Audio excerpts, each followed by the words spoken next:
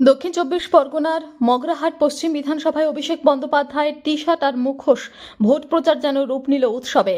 বিয়ের আসর থেকে বর এসে প্রার্থীর মুখে মিষ্টি খাইয়ে শুভেচ্ছা বিনিময় করেন। তৃণমূল কংগ্রেসের প্রার্থী শামীম আহমেদের সমর্থনে উত্তর কুসুম গ্রাম পঞ্চায়েত এলাকায় দেখা গেল ভিন্ন ছবি। যুবকদের গায়ে অভিষেক বন্দ্যোপাধ্যায়ের ছবি আঁকা টি শার্ট, মুখে তার মুখোশ আর হাতে দলীয় পতাকা। প্রায় 7 কিলোমিটার পথ পায়ে হেঁটে জনসংযোগে নামেন প্রার্থী।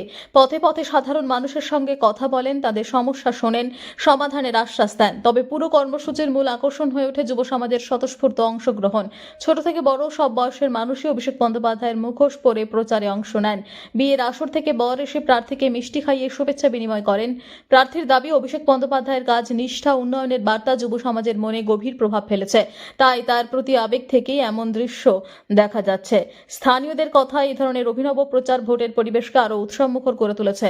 রবিবারের এই জমজমাট প্রচার কার্যত মগরাহাট পশ্চিমে নির্বাচনী আবহকে নতুন মাত্রা দিয়েছে।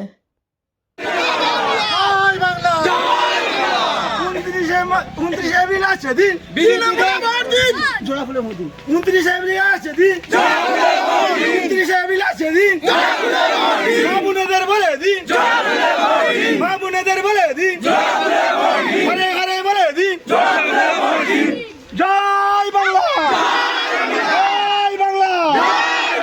আমি মাহমুদ ব্যানার্জি, ব্যানার্জি, পশ্চিম তৃণমূল কংগ্রেস, উত্তর পশ্চিম অঞ্চল।